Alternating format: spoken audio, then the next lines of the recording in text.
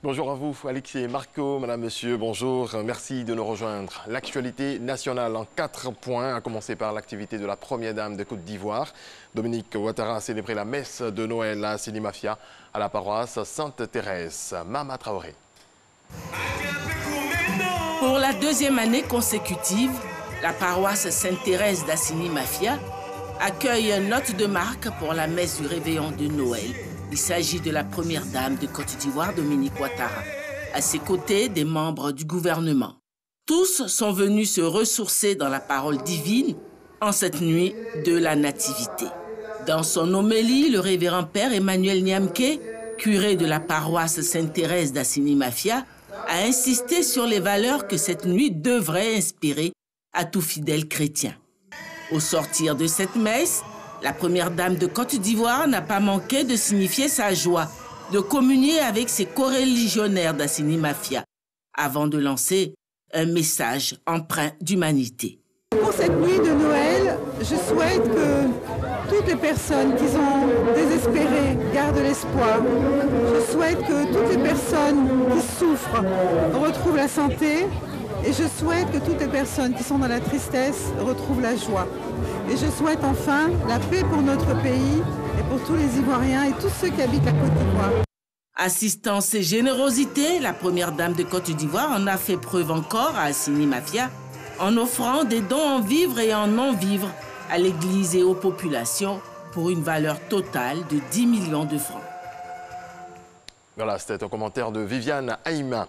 Les enfants internés dans les CHU de Treichville, Cocody et Yopougon ne sont pas restés en marge de la magie de Noël. Ils ont reçu des cadeaux du ministre de la Santé et de l'Hygiène publique. Plus de 20 000 cadeaux distribués. Patricia Omouetia. La période des fêtes est toujours une période plus difficile pour les enfants malades. Et pour mettre un peu de rêve et de couleur dans leur environnement, le ministère de la Santé, le personnel soignant du CHU de Treichville et bien sûr le Père Noël offrent un sapin décoré et plusieurs cadeaux aux enfants hospitalisés. Je vais guérir et puis partir à la maison. Je suis contente. Cette année encore, alors que certains se réuniront en famille pour festoyer, d'autres affronteront une nuit de plus avec la maladie de leur enfant. Vu tout ce que nous traversons en tant que parents, si nous avons du soutien, le soutien de d'autres personnes, surtout de monsieur le ministre, c'est vraiment une joie. À l'hôpital, Noël est un grand moment de partage et de solidarité entre bien portants et patients.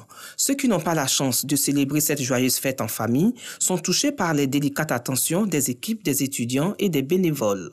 Nous sommes honorés par cette visite. Et ça veut dire que le ministère pense à nous, aussi bien au personnel, mais surtout aux petits malades qui, dans ce moment de ferveur, qui malheureusement ne pourront pas participer à la fête pour beaucoup à cause du fait de leur maladie. C'est avec le sourire et dans la bonne humeur que le ministre de la Santé a distribué environ 10 000 cadeaux aux enfants des CHU de Treichville, de Cocody et de Yopougon. À chaque étape, parents et personnels de santé ont exprimé leur joie de voir le ministre les soutenir. Pour Akaoulé, la période des fêtes est toujours une période de partage et de joie. Les professionnels font leur travail au quotidien, mais il n'y a pas que le traitement médical. Il faut de temps en temps démontrer aux malades qu'ils ont besoin avant tout de soins en matière d'amour, en matière d'accueil. Et ce que nous faisons, c'est pour dire qu'on doit commencer d'abord par bien accueillir, par bien soigner les enfants. La tournée qui a débuté à 10h s'est achevée peu après 16h avec des encouragements et des conseils au personnel de santé. Les commerçants se frottent les mains en ce moment, en cette période de fête. Les marchés grands magasins sont bien achalandés et ne manquent pas d'affluence. Le constat de Christ Diomandé et Amadou Ouattara.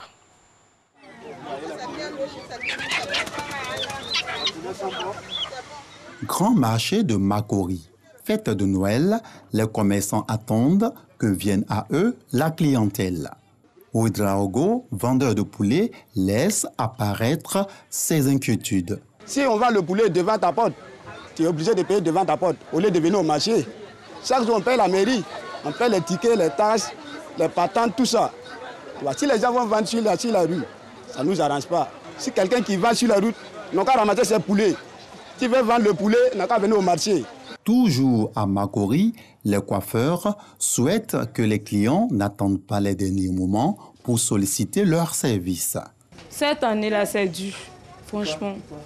On ne sent pas trop la fête, quoi. En tout cas, quand on est venu, on est là pour les rendre belles. Comme c'est la fête de fin d'année. Nous, on compte sur eux. Sinon, il y a les nouvelles coiffures qui sont sorties qu'on pose ça très bien. Comme les laces frontales. Nous, on compte sur eux, quoi. Dans les communes de Yopougon, Cocody et Dabobo, des pâtissiers misent sur des innovations apportées à leurs prestations afin d'améliorer leur chiffre d'affaires. Avant, c'est les gâteaux comme ça on faisait. Voilà, mais comme on est à Noël, on a décidé de sortir un peu du cadre. Voilà, des gâteaux traditionnels qu'on voit partout. Donc, on a décidé de faire des bûches de Noël. Mais les prix n'ont pas changé, ça demeure toujours les mêmes prix. On fait de la sociabilité ici. C'est ici seulement à Yopougon qu'on fait ce genre de gâteau. Il y a beaucoup de sorties, genre les ventes, ça marche bien. Bon, nous vendons un peu de tout. Bon, nous vendons le pain comme vous voyez, la baguette, les croissants, et les pains complets comme on le dit, et les gâteaux. Il y a le croissant comme on l'appelle réellement, il y a le raisin, et il y a le pain au lait.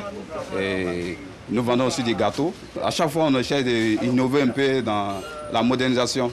En cette période de fête de fin d'année, les gâteaux au four et les différentes qualités de pain sont particulièrement prisés. Je viens faire des achats, acheter des croissants pour la famille.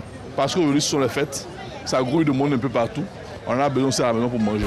Les gens consomment ce pain-là parce qu'il est de qualité et les conditions d'hygiène aussi, ils sont présentes. Venez se ravitailler pour pouvoir prendre quelque chose pour déposer à la maison. L'avènement de la nouvelle année se prépare donc activement dans le district d'Abidjan. Un seul vœu anime les populations, celui de passer cette période dans la communion fraternelle et dans la paix. Également dans la sécurité, pour la protection des biens et des personnes en cette période festive, les forces de défense et de sécurité sont déployées partout dans le district d'Abidjan, à Boussanogo.